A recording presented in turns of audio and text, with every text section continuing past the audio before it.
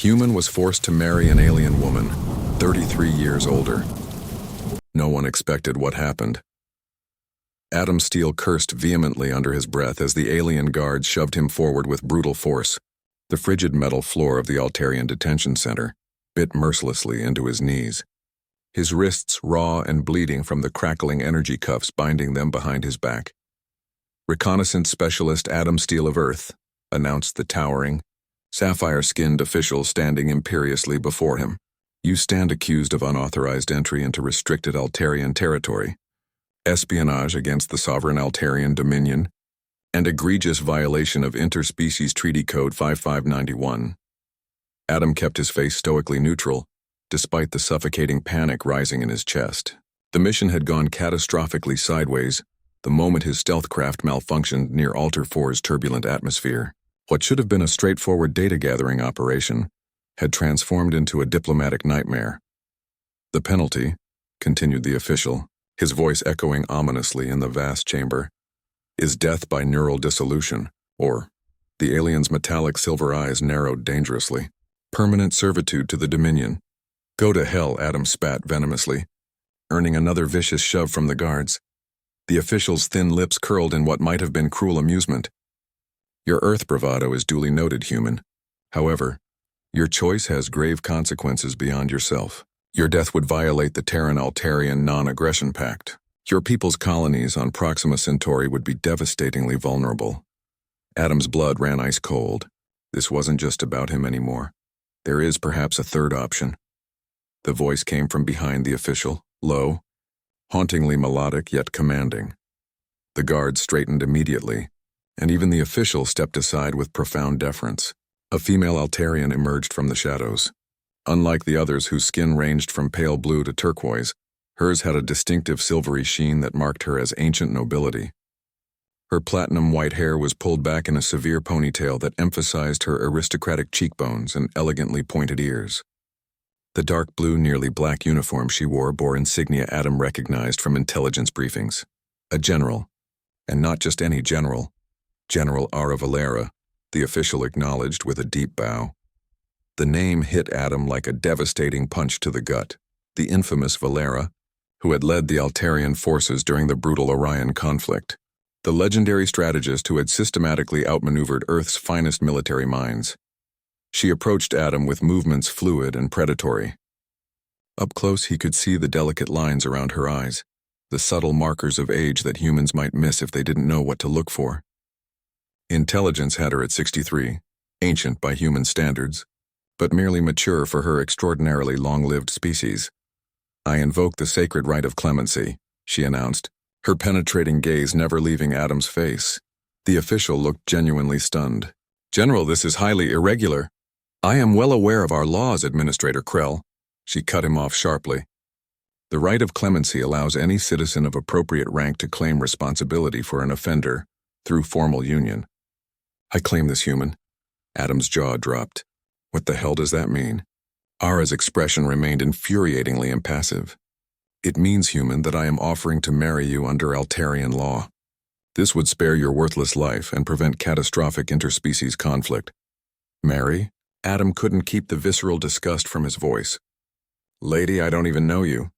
"You know enough," she replied with chilling coolness. "I am offering you life instead of death. Your alternative is neural dissolution or slavery. Choose." Adam looked desperately around the chamber, at the heavily armed guards, at the smugly satisfied administrator, at the cold, calculating eyes of General Valera. He was utterly trapped, cornered like a wounded animal. "What kind of marriage?" he asked through gritted teeth. "A legal one," she answered. "You would live in my household. You would be afforded certain protections under Altarian law. You would not be a prisoner, but neither would you be free to leave the planet." "And what do you get out of this arrangement?" Something flickered across her face, too quick to identify. "That is my concern, not yours." Administrator Krell cleared his throat impatiently. "The human must decide now, General. The execution chamber is prepared." Adam closed his eyes tightly. He thought of Earth, of his family, of the innocent colonies that might suffer if he chose death. He thought of the life he'd had, the freedom, the adventures, the future he'd meticulously planned. All gone now, Fine, he said finally, the word tasting like bitter ash in his mouth. I accept. Valera nodded once. Remove his restraints. He is now under my protection. As the energy cuffs deactivated, Adam rubbed his wrists, glaring at the enigmatic woman who had just become his wife. She was old enough to be his mother. Hell, his grandmother by human standards. Her face was a mask of cool authority, her posture rigid and unyielding. This wasn't a marriage. This was another form of prison. Come, she said, turning on her heel. We leave immediately for my estate. Adam followed, his shoulders squared despite his defeat. He might be trapped in this absurd farce of a marriage to an alien woman 33 years his senior, but he'd be damned if he'd show weakness. Little did he know that this forced union would change both their lives in ways neither could possibly imagine. The journey home, the journey to Valera's estate took them away from the gleaming spires of the Altarian capital and into the rugged highlands. Adam watched through the transport's viewport as urban sprawl gave way to strange, twisting forests of silver-barked trees with luminescent foliage. When they finally arrived, Adam was surprised. He'd expected an ostentatious mansion befitting a high-ranking general. Instead, Valera's home was a modest structure of stone and some translucent material that caught the light of Altar's setting sun, nestled against a cliff face overlooking a vast valley. This will be your home now, Valera said, leading him inside. Her voice remained formal, devoid of emotion. You will find your quarters adequately furnished for human needs. The interior was sparse but elegant. Curved walls, minimalist furniture, and what appeared to be living plants integrated into the architecture. Despite its alien design, there was something almost lonely about the place. Where are your servants? Adam asked. Your staff? Security? I have none, she replied simply. I prefer solitude. Adam frowned. A general of your rank living alone on the outskirts? That doesn't add up. Valera's silver blue eyes flashed dangerously. You would do well to remember your position, human. You are here because I chose to save your life. That does not entitle you to question me. She showed him to a room, surprisingly comfortable with a bed sized for a human frame, and even some Earth-style furnishings. Before leaving, she paused at the doorway. The environmental controls are there. She indicated a panel on the wall. Adjust them to your comfort. There is a nutrition station in the common area. I have programmed it with human-compatible options. How considerate of you, Adam replied, unable to keep the bitterness from his voice. Planning to keep your pet human well-fed? For a moment, something flickered across her face, not anger, but something more complex. Then it was gone, replaced by her usual mask of indifference. Rest, she said. Tomorrow we will establish the parameters of our arrangement. After she left, Adam explored his new prison. The room was comfortable but secure, no obvious weaknesses in the walls or ceiling. The window looked out over a sheer drop of several hundred meters. The door wasn't locked, which surprised him. He ventured out, moving silently through the house. He found Valera in what appeared to be a study, surrounded by holographic displays showing military formations and what looked like personnel files. She didn't notice him immediately, and in that unguarded moment her face showed a weariness that aged her beyond her years. Adam retreated before she spotted him and continued his exploration. The house was larger than it appeared from outside, with several wings and chambers. Most were as minimalist as the entrance, but one room caught his attention. A chamber filled with artifacts that were distinctly non-Altarian. Some he recognized as human in origin. Curious, he examined them. A vintage Earth compass, books printed on actual paper, a collection of old Earth music recordings. Why would an Altarian general collect human artifacts? By nightfall, Adam had made his decision. The house might not have obvious security, but there had to be some kind of perimeter defense. Still, he'd rather die trying to escape than live as a trophy husband to an alien warlord. He waited until the house fell silent. The alien sun had set, replaced by two moons that bathed the landscape in eerie purple light. Adam slipped out of his room, making his way to what he'd identified as a rear exit.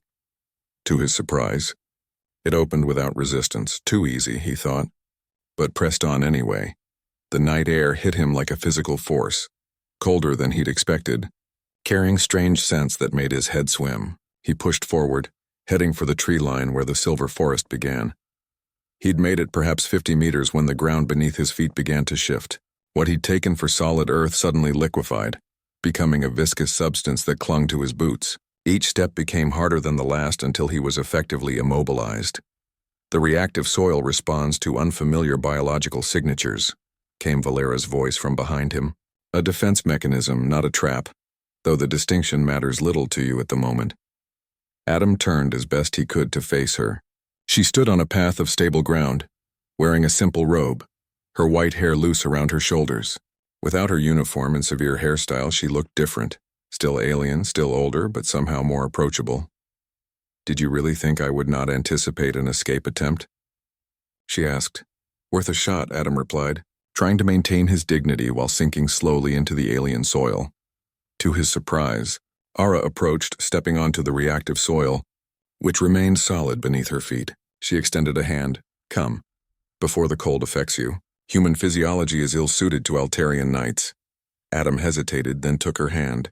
Her skin was warmer than he expected, almost feverish by human standards.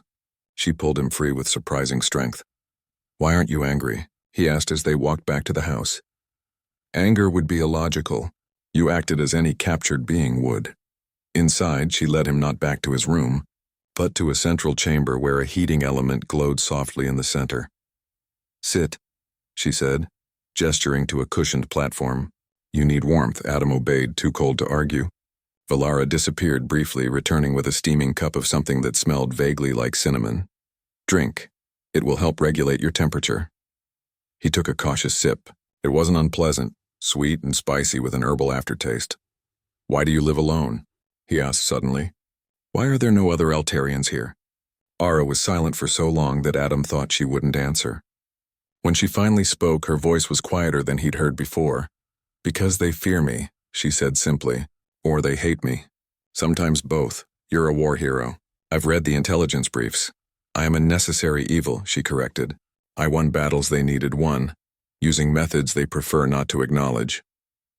For the first time, Adam saw past the cold exterior to something raw underneath. Isolation, pride, perhaps even pain. "So this marriage," he ventured. "It wasn't just about saving me from execution, was it?" Her silver blue eyes met his. "No," she admitted. "It was not." Morning on Altar. Morning on Altar 4 brought a strange copper-tinted light that filtered through Adam's window. He'd slept poorly, his mind replaying Valara's words. It was not just about saving you from execution. What game was she playing? He found her in an open courtyard at the center of the house, performing what appeared to be martial exercises. Her movements were fluid yet precise, like water flowing through predetermined channels. Without her uniform, dressed in a simple gray tunic and leggings, she seemed less imposing, though no less alien. She finished a complex sequence before acknowledging him. "You slept inadequately," she observed. "How could you tell? Human physiology is transparent. Your capillaries dilate beneath the eyes when fatigued." Adam leaned against a pillar. "So you've studied humans?" "I have studied many species."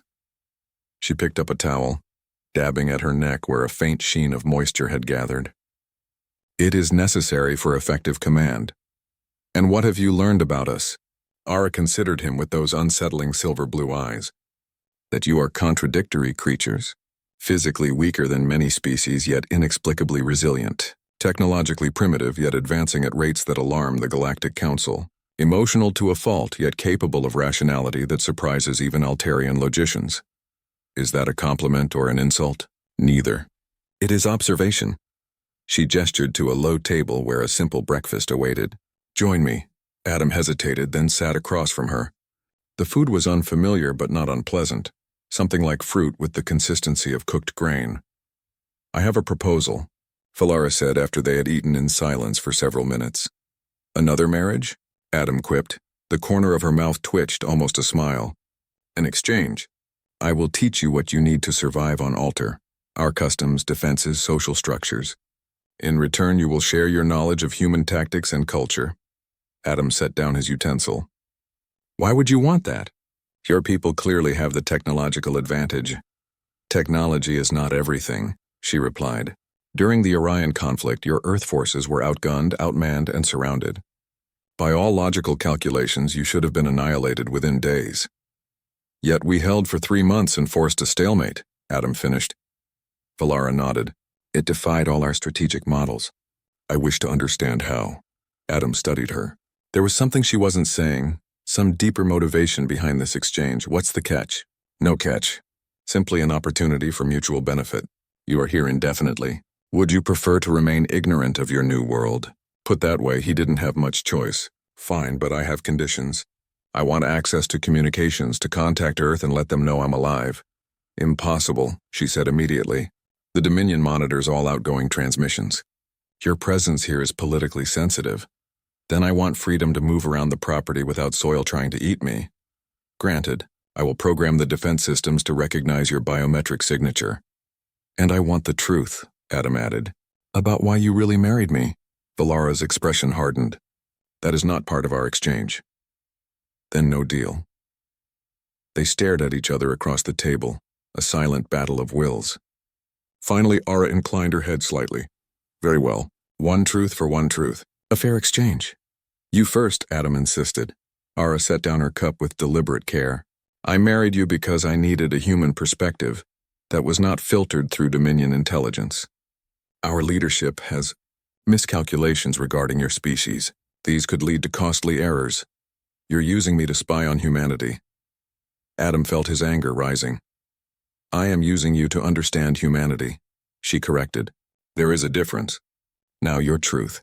Why did you accept this marriage when death might have been the cleaner choice for a soldier? The question caught him off guard.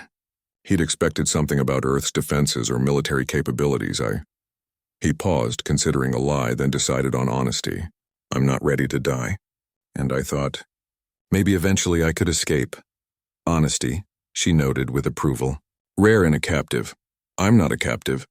I'm a husband, Adam replied with bitter sarcasm. Indeed. She rose from the table. Our first lesson begins now. Come.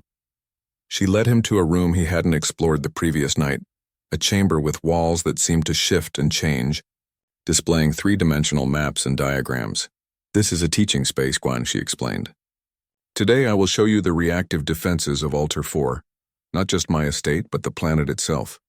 In return, you will explain how Earth forces maintained supply lines during the Orion blockade. For the next several hours, they exchanged information. Valara was a precise, thorough teacher, explaining the living biological defenses that permeated Altarian architecture and landscaping. Adam found himself reluctantly impressed by her intelligence and clarity. And when his turn came, he was guarded at first, but soon found himself engaged in explaining the improvised tactics that had kept Earth's colonies supplied during the conflict. We called it the Mosquito Protocol, he explained, using the room's holographic interface to illustrate. Instead of large supply ships, we used thousands of microvessels, each carrying minimal cargo. Most got through because they weren't worth the energy to target. Inefficient, Ara observed, but effective, Adam countered. Your blockade was designed to stop warships and freighters, not swarms of delivery drones. A strategy born of desperation, she noted, yet elegant in its simplicity. Was that admiration in her voice? Adam couldn't be sure, but for a moment the cold general seemed genuinely intrigued by human ingenuity. As they concluded the lesson, Valara paused at the doorway. You are an adequate instructor, Adam Steele. Coming from her, he suspected this was high praise. You're not so bad yourself, General. Valara, she corrected. In this house between us, I am simply Valara. It was a small concession, but somehow significant. As she left, Adam realized with surprise that he'd spent hours in her company, without once thinking about escape. The Lunar Convergence Festival. Their knowledge exchange continued over the next several days. Adam found himself grudgingly impressed by Valara's tactical mind and her willingness to share information about Altarian defenses. For her part, she seemed genuinely fascinated by human adaptability and what she called their creative improvisation under pressure. On the fifth day, Valara announced a change to their routine. The Lunar Convergence Festival begins tomorrow, she said, as they concluded their morning session. As my spouse, you will be expected to attend. Adam raised an eyebrow. I thought you lived in isolation. Now suddenly we're going to a party? It is not a party, she corrected, her tone suggesting the word offended her. It is a sacred tradition marking the alignment of our 3 moons. Attendance is mandatory for all citizens of rank, And if I refuse, it would be noted. Questions would be asked about the legitimacy of our union. Adam understood the implication. Their arrangement would be scrutinized, potentially endangering them both. Fine, he sighed. What do I need to know to avoid causing an interstellar incident? Much, she replied. We will begin your cultural instruction immediately. She led him to a different room, one he hadn't explored before. Inside was what appeared to be a wardrobe chamber, with various Altarian garments displayed on illuminated panels. You will need appropriate attire, she explained, activating a scanning beam that swept over his body. The festival has strict protocols regarding appearance. As the scanner worked, Adam noticed something on a shelf behind Valara, a small metal object that looked distinctly human in design. Curious, he moved closer. Is that a pocket watch? Valara stiffened almost imperceptibly. It is an Earth timepiece, yes. Adam picked it up, turning it over in his hand. The silver case was tarnished but intact, and when he opened it, the mechanism still ticked. But what froze him in place was the inscription inside the cover. To Jonathan Steele. For valor beyond duty, Earth Defense Force, 2077. This belonged to my grandfather, Adam whispered, looking up at Valara with shock. How the hell do you have it? For the first time since he'd met her, Valara appeared genuinely discomposed. She took a step back, her silver blue eyes widening slightly. You are Jonathan Steele's descendant, his grandson. He disappeared during a reconnaissance mission to the Altar system 30 years ago. His ship was reported lost with all hands. Adam's fingers tightened around the watch. What is this doing here? Did you kill him? Anger flashed across Valara's face, real emotion breaking through her composed exterior. I did not kill him. I saved him. She moved to a wall panel and pressed her palm against it. A hidden compartment slid open, revealing a collection of Earth artifacts far more extensive than Adam had glimpsed before. Photos, books, even what appeared to be military insignia from Earth's defense forces. 30 years ago, I commanded a border patrol that intercepted a damaged Earth vessel, she said, her voice softer than he'd ever heard it. The pilot was injured but alive. By Dominion law, I should have executed him as an intruder. But you didn't, Adam said, realization dawning. No, I brought him here, healed him. He stayed for nearly a year while I arranged his covert return to Earth space. She touched one of the photos, a much younger Valara standing beside a man Adam instantly recognized from family albums. He gave me that watch as gratitude. Adam's mind reeled. That's why you have all these human things. That's why you saved me. When I saw your name in the detention report, I suspected a connection. The genetic scan confirmed it. She met his eyes directly. I owe Jonathan Steele a debt. I have repaid it by saving his bloodline. The revelation hung between them, altering everything Adam thought he knew about his situation. Valara hadn't just randomly selected him. There was history here, a connection that predated their meeting. My grandfather never spoke about what happened during that missing year, Adam said slowly. He came back changed, according to my father. More thoughtful about alien cultures, less willing to accept the military's view that all non-humans were potential threats. He was a remarkable man, Era said, adaptable, intelligent. He taught me much about humanity. There was something in her voice when she spoke of his grandfather, a warmth that contradicted everything he had assumed about her cold nature. Were you and he? Adam left the question hanging. Valara's skin flushed a deeper blue. Our species are compatible in many ways, though such unions are forbidden by Dominion law. The implication was clear. Adam found himself strangely affected by this revelation. Not disgusted as he might have expected, but intrigued. He looked at Valara with new eyes, seeing past the age difference and alien features to the woman who had risked everything to save his grandfather, and now him. The festival tomorrow, he said abruptly, changing the subject. What exactly happens at this thing? Vara seemed grateful for the shift. It is primarily ceremonial. There will be displays of light art, traditional music, ritual dancing. As my spouse, you will be expected to participate in the bond dance. I'm not much of a dancer, Adam admitted. It is not complex. It merely requires... She hesitated. Physical synchronicity between partners. The way she said it made Adam suspect there was more to this dance than simple movement. The thought sent an unexpected heat through him. Then I guess you'd better teach me, he said, his voice dropping lower. Their eyes met, and for the first time, Adam saw Valara not as his captor or an alien general, but as a woman, one with depths and desires he was only beginning to understand. The festival, the Lunar Convergence Festival, was held in the central plaza of the Altarian capital, a vast open space surrounded by towering spires that seemed to pierce the copper-hued sky. Adam felt every eye on him as he and Ara arrived, his discomfort only partially masked by the elaborate Altarian formal attire she had provided, a fitted suit of midnight blue material that shifted color subtly with his movements, accented with silver threading that mimicked the patterns on Ara's own ceremonial dress. "Remember what I taught you," Valara murmured as they approached the gathering. "Speak only when addressed directly. Keep your responses brief. Do not initiate physical contact with anyone but me." "I know," Adam replied under his breath. "I'm not an idiot." "No," she agreed, surprising him. "You are remarkably adaptable, like your grandfather." The comparison sent an unexpected warmth through him. After yesterday's revelation about Jonathan Steele, Adam had spent the night re-evaluating everything he thought he knew about Ara, the woman who had saved his grandfather and possibly loved him was nothing like the cold general he'd first encountered. Hush fell over the nearest group of Altarians as they approached. Adam recognized Administrator Krell among them, his thin lips pressed into a disapproving line. "General Valara," Krell greeted with a stiff bow. "How unexpected to see you at the Convergence. And with your human companion."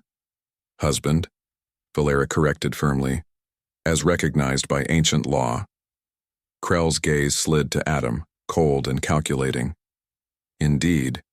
How fortunate for him that you invoked such an obscure statute." "The law is the law, Administrator," Valero replied, her tone leaving no room for argument. "Now, if you'll excuse us, the first alignment is about to begin." She guided Adam away with a light touch to his lower back. The contact, even through layers of clothing, sent a jolt through him that he couldn't entirely attribute to nervousness. "He suspects something," Adam whispered. "Krell has always opposed my methods," Valara replied. "He believes Altarians should maintain complete separation from other species. Yet here you are, married to a human. Twice, apparently." Valara's steps faltered slightly. "Your grandfather and I were never formally bonded." "It would have been impossible then. But now, circumstances change. Laws evolve. And sometimes," she met his eyes briefly, "sometimes personal convictions outweigh societal expectations." Before Adam could respond, music filled the air, a haunting, resonant sound unlike anything he'd heard on Earth. The crowd moved toward the center of the plaza, where three beams of light, silver, copper, and deep purple, intersected above a circular platform. "The first alignment," Ara explained. "It represents the beginning of the lunar convergence. We must join the honoring circle." She led him to where other couples were forming a ring around the platform. Adam noticed immediately that they were the object of intense scrutiny. Whispers and pointed looks followed them as they took their place in the circle. "They're not happy I'm here," he observed. "Many are not. Others are merely curious. Humans are rare on Altar 4, and human Altarian couples rarer still," she admitted. The music shifted, becoming more rhythmic. The couples around them began to move in synchronized patterns, not quite dancing as Adam understood it, but a formal, almost ritualistic series of movements. "Follow my lead," Valara instructed, taking his hands. Her touch was warm, her fingers surprisingly soft for a military commander. Adam mirrored her movements, grateful for the practice they'd done the previous evening. The steps weren't complex, but they required a precise synchronization between partners that felt strangely intimate. As they moved, Adam became aware of a subtle change in the atmosphere. The three beams of light overhead intensified, and with them a sensation like static electricity seemed to build between him and Valara. Each time their hands met, or their bodies aligned in the pattern of the dance, the feeling strengthened. "What's happening?" he whispered during a moment when their faces drew close. "The convergence amplifies bioenergetic fields," she replied, her voice lower than usual. "It is part of the ritual."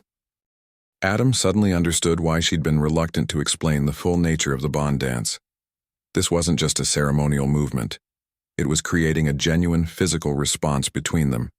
Each touch now carried an almost electric charge.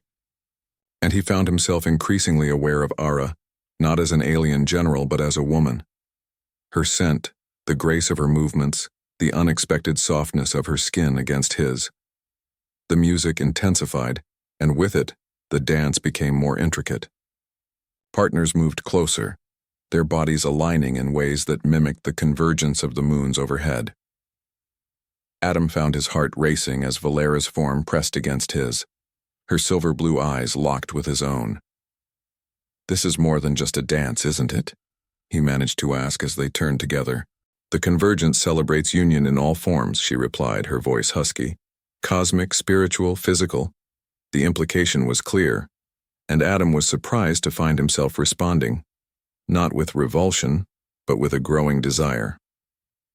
The age, difference, the alien nature of her, none of it seemed to matter in this moment. There was only the connection between them, strengthening with each synchronized movement. As the dance reached its crescendo, Adam noticed that other couples were leaving the circle, moving to more private alcoves around the plaza's perimeter. The meaning was unmistakable. "Valara," he began, uncertain how to proceed. She met his gaze, and for the first time he saw naked emotion in her eyes. Desire, yes, but also vulnerability. "The ritual does not require completion," she said softly. "We can withdraw." Adam considered their options. They were surrounded by Altarians already suspicious of their union. Withdrawing might confirm those suspicions. But more than that, he realized with surprise, he didn't want to withdraw. "What if I don't want to?" he asked, his voice low. Valara's eyes widened slightly, the silvery blue darkening. "Then we would honor the ritual as tradition demands." Around them, the remaining couples were moving in perfect synchronicity, the energy between them palpable. Administrator Krell watched from the edge of the plaza, his suspicious gaze never leaving them. Adam made his decision. Drawing Valara closer, he aligned his movements perfectly with hers, embracing the ritual fully. The connection between them surged, and he saw surprise, and then unmistakable pleasure, cross her features. "Your quarters or mine?" he whispered against her ear. Her answering smile transformed her face, making her look decades younger. "Mine are closer." As they slipped away from the plaza, Adam caught Krell's furious expression. Let him suspect, Adam thought. This was no longer about maintaining appearances. Something had changed between him and Ara, something neither of them had expected when this forced marriage began. The morning after Adam woke to the copper light of Alter's sun streaming through unfamiliar windows. For a moment, he was disoriented, until memories of the previous night flooded back, the lunar convergence, the bond dance, and what followed when he and Valara returned to her quarters. He turned to find her watching him, her silver blue eyes thoughtful. Her white hair spilled loose across the pillow, making her look softer, younger somehow.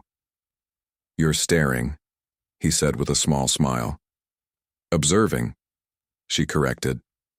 "There appears to be a physiological change." Adam frowned. "What do you mean?" She reached out, tracing a finger along his forearm where faint silvery patterns had appeared, patterns that matched the natural markings on her own blue skin. "The convergence bond," she explained.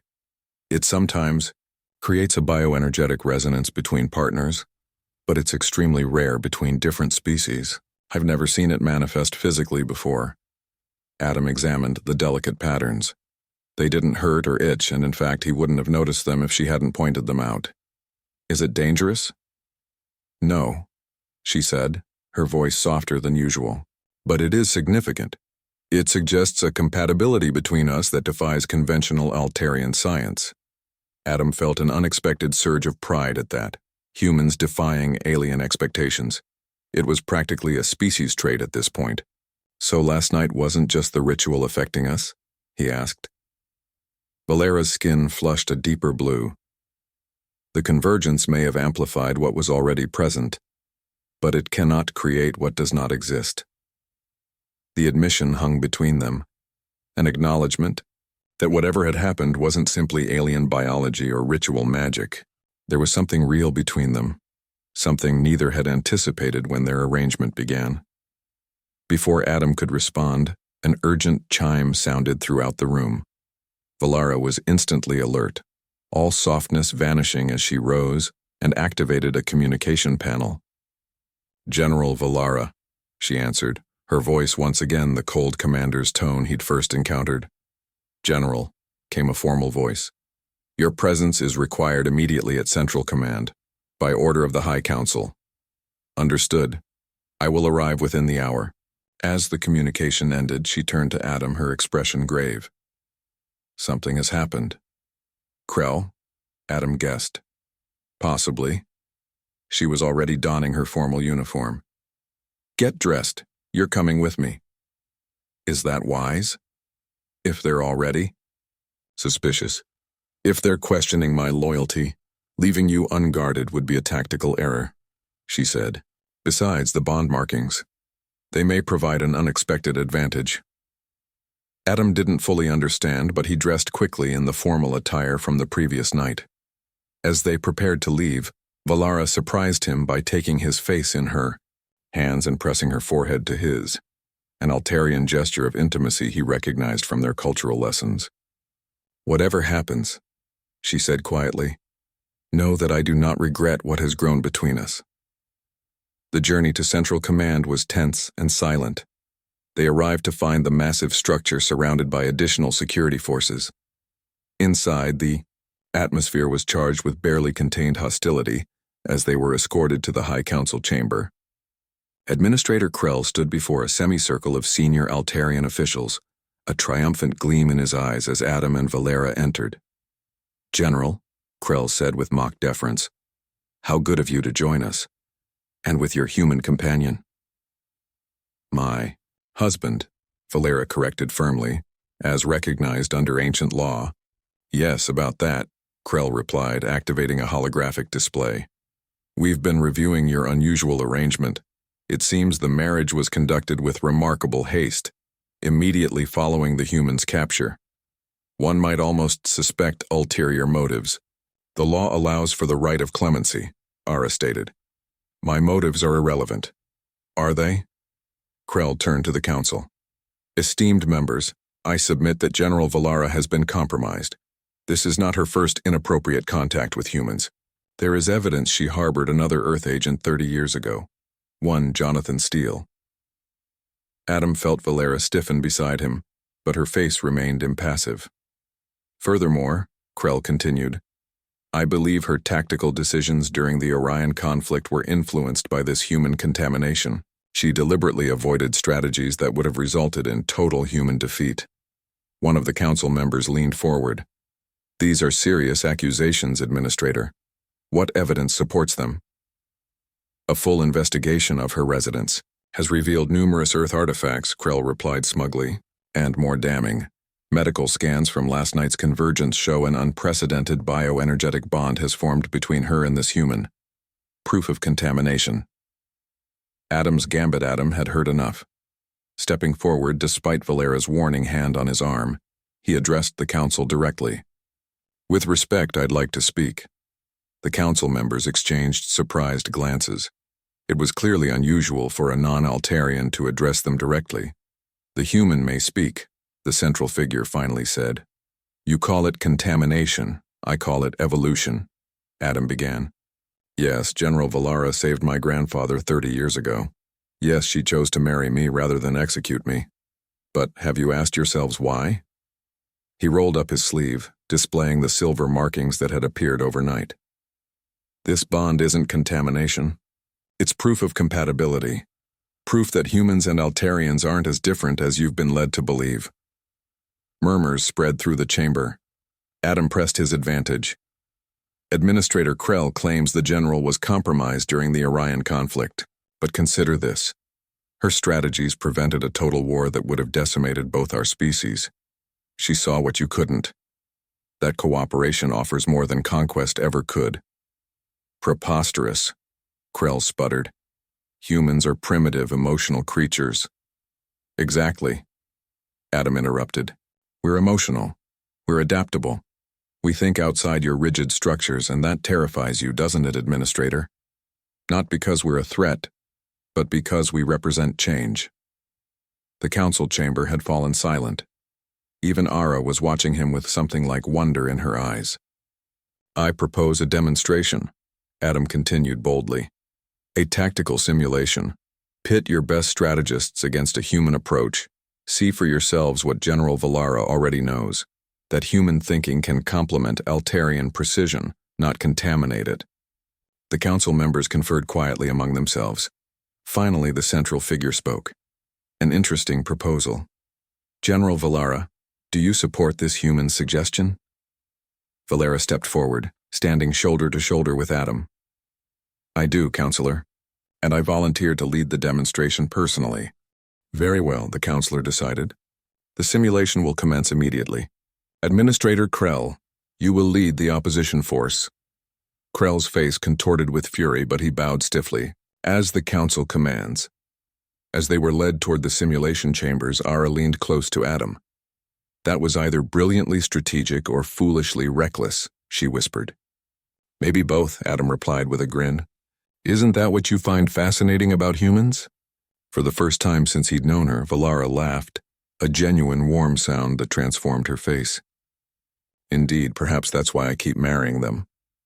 The simulation. The tactical simulation chamber was a vast spherical room, lined with neural interface technology that created immersive battle scenarios indistinguishable from reality. Adam had seen similar systems on Earth, but the Altarian version was generations more advanced. "The parameters are simple," explained the chief technician. "Each team will command a fleet defending a strategic position against an overwhelming enemy force. Victory is achieved by either destroying the enemy or maintaining your position for the duration of the simulation." Adam and Ara stood on one side of the chamber, while Krell and his selected officers occupied the other. The High Council members observed from an elevated platform. "This is madness," Krell sneered. "Allowing a human to participate in our military simulations is a breach of security protocols." "The Council has authorized it," Valara replied calmly. "Unless you fear the challenge, Administrator." Krell's face darkened. "Prepare to be humiliated, General. And you, human. Prepare to see what real Altarian strategy looks like." As the technicians fitted them with neural interfaces, Valara leaned close to Adam. "Trust your instincts," she whispered. "That's what I've always admired about humans. Your ability to improvise when logic fails." The simulation activated, and suddenly they were standing on the bridge of an Altarian warship. A tactical display showed their fleet, 12 vessels arranged in a defensive formation around a space station. In the distance, enemy ships approached, nearly 3 times their number. "Standard Altarian doctrine would have us form a perimeter defense," Valara explained, "concentrating firepower to maximize efficiency." "But they'll just overwhelm us with numbers," Adam observed.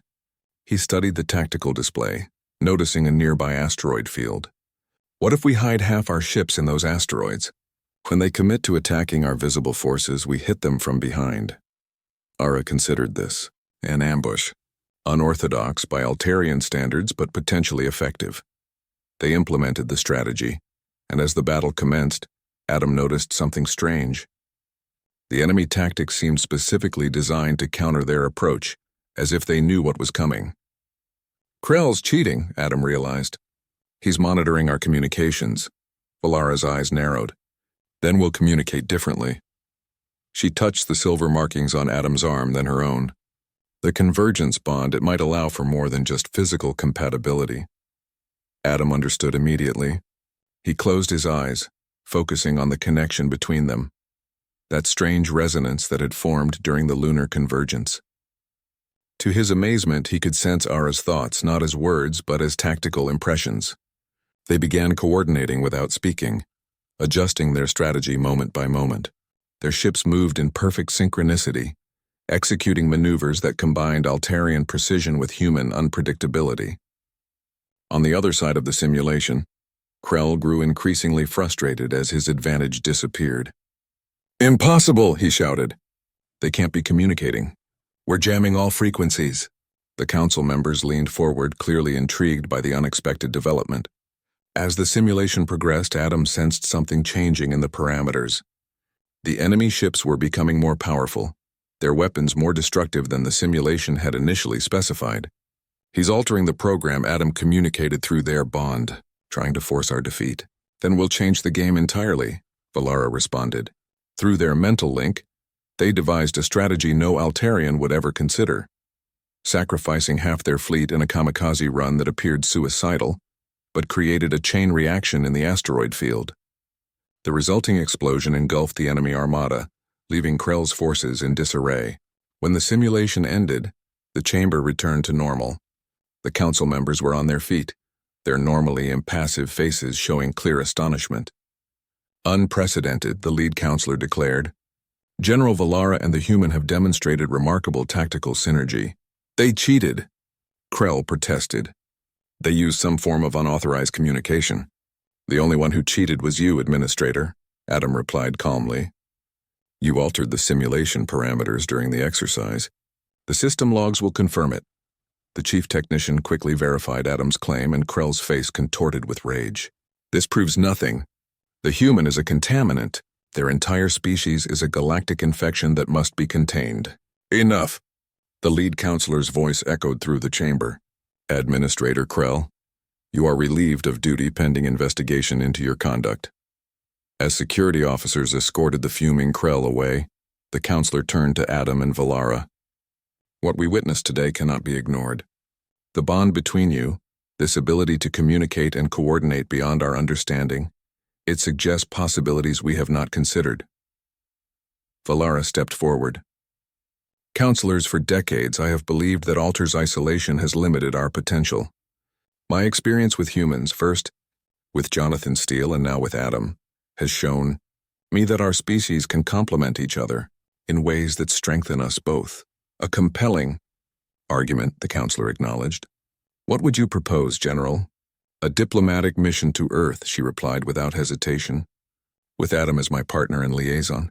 It's time we explored formal relations beyond our limited military interactions. The council conferred briefly before the leader spoke again. Your proposal has merit, General. It will be considered. In the meantime, your marriage to the human Adam Steele is formally recognized and sanctioned by the High Council. The charges against you are dismissed. A new beginning. As they left Central Command, Adam felt a weight lift from his shoulders. So I'm no longer a prisoner or a political convenience, he said. You never were, Ara replied softly. Not to me. Not after I began to know you. Back at Valara's estate, their home now, Adam realized, they stood on the balcony overlooking the silver forest. The 3 moons of Altar were still visible in the daytime sky. When I was captured, Adam said, I thought my life was over. I was furious at being forced to marry an alien woman 33 years older than me. I never imagined that you would find compatibility, respect, perhaps even love. Valera's voice held a warmth that still surprised him. All of that, Adam agreed, tracing the silver patterns on his arm that matched hers. No one could have expected what happened between us. Humans, Valara said with affectionate exasperation. Always defying expectations. It's what makes your species so remarkable. Is that why you've married 2 of us now? Adam teased. Ara laughed, a sound he'd grown to cherish. Perhaps I have a type. She grew serious, taking his hands in hers. The diplomatic mission to Earth, it won't be easy. There will be resistance on both sides. Then they'll just have to get used to it, Adam replied confidently. If a human reconnaissance specialist and an Altarian general can find common ground, there's hope for our species. More than common ground, Valara murmured, drawing closer. A new beginning.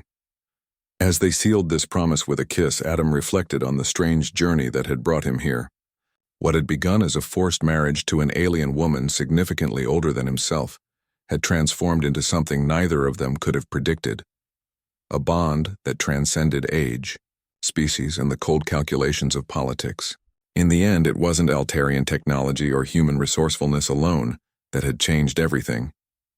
It was the unexpected capacity of both species to connect, to adapt, and to grow together. And in that realization lay the true promise of their future. The forced union between Adam Steele and General Ara Valera became the catalyst for a new era of human-Altarian relations. Their successful diplomatic mission opened channels of communication that had been closed for decades. Within 5 years, joint research stations were established throughout contested territories. Within 10, the first generation of naturally born human-Altarian children came into being. proof that compatibility extended far beyond strategic alliances. Adam and Valara remained at the forefront of this cultural revolution, their bond serving as living evidence that the greatest strengths emerge not from isolation, but from the courage to embrace the unexpected. No one had expected what happened when a human was forced to marry an alien woman 33 years his senior. But then again, as Adam liked to say, humans were good at defying expectations. And Valara, for her part, had always appreciated that quality.